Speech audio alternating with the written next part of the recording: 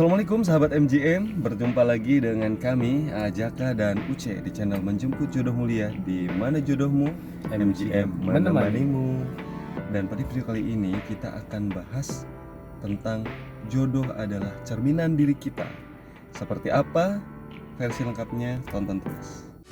Ku semangat berjuang untuk menjemputmu di sana. Masya Allah, alhamdulillahirrahmanirrahim, berjumpa lagi ya. Kita dalam kondisi yang semoga sehat selalu. Dan sahabat, saya doain semoga sehat selalu, semakin bahagia, semakin indah kehidupannya. Masya Allah, amin. Dan kita juga mau doa selalu ya, ajakan Uce semoga sehat selalu, sehingga bisa sharing-sharing terus nih ya. Dan seperti dijanjikan di awal, kita akan bahas tentang jodoh adalah cerminan diri kita nih, Cek. Nah, di sini memang teman-teman ini, terutama yang masih jomblo nih, aduh, saya tuh pengen ketemu jodoh, cuman kalau belum ketemu tuh misteri gitu. Makanya cerminan diri kita seperti apa sih, itu penjelasannya seperti apa gitu. Jadi buat sahabat, yuk kita simak penjelasan dari Uce. Enggak, Cek? Baik, seperti yang tercantum di dalam Al-Quran, Jaka, bahwa laki-laki yang baik itu untuk perempuan-perempuan yang baik. Laki-laki yang tidak baik juga untuk perempuan-perempuan yang tidak baik. Artinya apa? Umumnya memang begitu. Misalkan begini, Ajaka temukan orang yang akhlaknya tidak baik. Misalkan, mohon maaf, misalkan seorang preman yang belum bertobat, yang akhlaknya nggak karuan misalkan. Ketika Ajaka tanya, Mang, mau istri yang seperti apa? Pasti di hatinya akan menjawab, saya pengen istri yang baik. Terlepas akhlaknya dia seperti apa, atau seandainya ada seorang perempuan yang masih, mohon maaf, menjajakan diri, belum bertobat, ketika ditanya pengen suami yang seperti apa, pasti pengen suami yang baik. Gitu. Nah, berarti ketika ada sahabat kita yang seperti itu, ketika ditanya kan pengen yang baik. Nah, terus gimana caranya gitu kan untuk dapat yang baik itu gitu loh? Kan mau aja nggak cukup mungkin ya. Maka dari itu aja, Kak, ketika kita menginginkan pasangan yang baik, fokus kita jangan mencari yang hanya baik saja. Mencari pasangan yang mencari seorang perempuan, seorang laki-laki yang baik saja. Fokus kita adalah perbaikan diri kita. Perbaiki diri kita, persiapkan diri kita, pantaskan diri kita. Artinya kita ini harus dibikin baik dulu. Kenapa? Karena orang tidak baik pun pengen baik. Bagaimana kalau diri kita nggak baik? Nggak mungkin ada orang yang baik mau dong. Jadi sekali lagi, di dalam mencari pasangan ini, fokus kita adalah fokus kepada sesuatu yang menjadi kendali diri kita. Kendali diri kita apa? Kendali diri kita adalah diri kita sendiri. Mau kita bentuk yang bagaimana diri kita, itu yang mengendalikan adalah diri kita. Maka ketika kita mau mencari pasangan, sahabat yang mencari pasangan, fokuslah pada persiapan diri kita. Baikkan diri kita dulu, perbaiki diri kita dulu. Jadi mau yang A, kitanya A belum nih gitu. Iya, demikian. Mau yang B, kita yang B belum nih. Jangan cuma pengen A, B sampai Z, kitanya lupa gitu maksudnya gitu. Iya, akhirnya kan fokus kepada anaknya Pak Lurah, anaknya Pak ini dan sebagainya, anaknya tokoh ini dan sebagainya, anaknya Pak Kiai ini. Dia sibuk mikirin mereka, sementara tidak lupa apa yang harus dikerjakan. Berarti kemungkinan dapatnya kecil ya. Kemungkinan dapatnya kecil. Makanya ketika kita ada yang kita cari, kita ada yang kita incar misalkan, kita harus perbaiki diri kita dulu. Ya minimal setara lah gitu ya. Misalkan kita nilai dia 8, kita harus ke nilai 8 gitu ya mungkin aja ya. Kita jangan-jangan nggak mikirin kita nilainya berapa ya. Pengennya yang 8 aja kan. Iya. Bisa begitu. Jadi misalkan dari gitu, misal nih ya, ceritanya saudara kita ini, sahabat kita ini udah memantapkan diri nih, sampai 8 gitu kan. Cuman kan saya juga ada tergelitik nih pertanyaan gitu. Seperti Nabi Lut. Itu Nabi Nuh itu nilainya udah tinggi banget gitu loh. Tapi kenapa pasangannya kok, mohon maaf ya, jadi misalkan istrinya nggak baik gitu. Termasuk juga dalam kisah Siti Asyah. Kenapa kok suaminya seperti Fir'aun begitu. Iya. Atau padahal mereka kan orang baik. Iya, Bahkan tadi betul. Nabi Lut, Nabi Nuh itu adalah seorang nabi kekasih Allah. Kenapa kok istrinya nggak baik? Maksudnya begitu. Iya. Jadi begini aja Kak. Itu diabadikan di dalam sebuah cerita, diabadikan dalam sebuah Al-Quran. Itu tidak serta-merta hanya sebuah kisah saja. Jadi kita ini ada pelajaran, ada ibrah yang harus kita ambil dari situ. Misalkan seorang Nabi Lut, seorang Nabi Nuh punya istri yang demikian, punya keluarga yang demikian. Jadi tidak hanya serta-merta hanya sebuah kisah saja begitu. Maka perlu kita ambil pelajaran dari sini. Yang pertama, mungkin biar tidak ada kesombongan di dalam hati kita.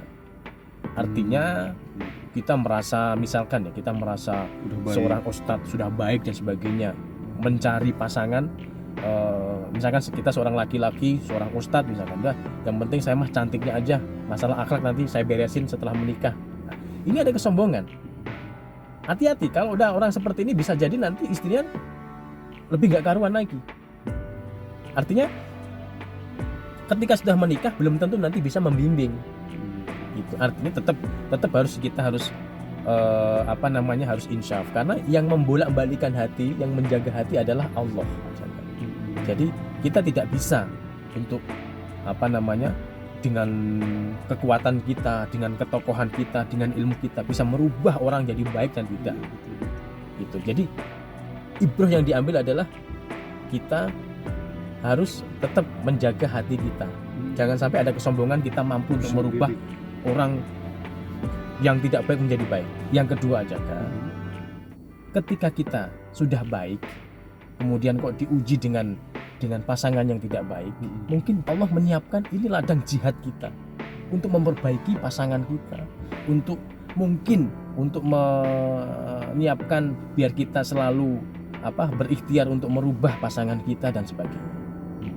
Sehingga ketika hati kita sudah baik, maka jangan sampai kita ikut yang tidak baik. Begitu. Seperti halnya Nabi Nuh, Nabi Lut, itu beliau orang pilihan, punya istri seperti itu, beliau tidak akan terpengaruh.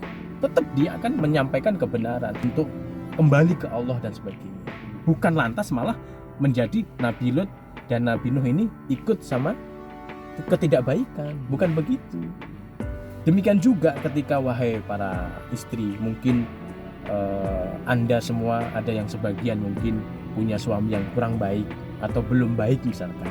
Jangan lantas menjadikan kalian semua ini ikut tidak baik karena suami nggak baik. Jadi seperti hanya Asia tadi, meskipun dalam kekuasaan Fir'aun yang kurang baik begitu, tetap Asia tetap menjaga keimanannya, menjaga kebaikannya, menjaga energi di dalam dirinya tetap baik, tetap memegang Allah begitu. Cuman memang ini Cik, dalam kehidupan kita ya, yang kebanyakan orang nih mungkin ketika ini nikah nyari kebahagiaan, tapi ketika aduh pasangan ini kok udah bertahun-tahun masih susah gitu loh, untuk sholat aja tuh misalkan nggak berubah-berubah, atau untuk hal-hal yang kebaikan lah intinya, tapi susah berubah, itu gimana Cik? Jadi sebagai suami atau sebagai istri kita tuh harus sabar terus sampai kapan gitu kan, atau harus gimana gitu kan kita pengen indah hidup itu. Baik, jadi ketika kita sudah baik, kemudian sudah melakukan segala ikhtiar yang terbaik, lantas pasangan kita kok nggak berubah-berubah dan sebagainya, sampai kapan? Sabar itu sampai kapan, kan begitu aja kan. Jadi di dalam hal ini ada dua pilihan. Pilihan yang pertama adalah tetap berjuang untuk membuat dia baik. Mungkin barangkali cara kita yang salah di dalam mengajaknya. Apakah kita dalam mengajaknya itu merasa baik, merasa suci, atau malah cara kita yang kurang elegan misalkan. Sehingga cara inilah yang perlu kita evaluasi. Jangan-jangan memang selama ini cara saya kurang mengena hatinya. Ngajaknya nyelekit kali ya. Ngajaknya kita merasa baik, merasa suci begitu. Jadi ini yang perlu kita koreksi, karena sentuh hatinya dulu. Kalau hati tidak tersentuh, meskipun yang kita sampaikan adalah sebuah hadis, sebuah firman Allah misalkan, kalau hatinya tidak tersentuh, maka kebenaran itu tidak akan nyampe di hatinya. Gitu.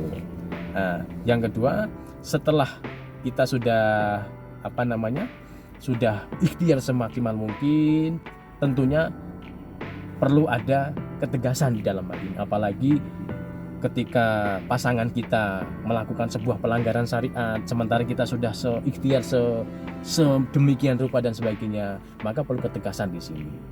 Ketegasannya apa? Kita bersatu karena Allah, atau berpisah karena Allah.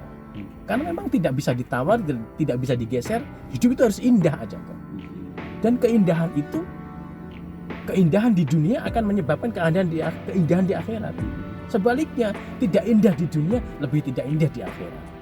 Kemudian keindahan macam apa yang didapat seorang pasangan, seorang suami istri, di mana pasangan ini melakukan pelanggaran syariat.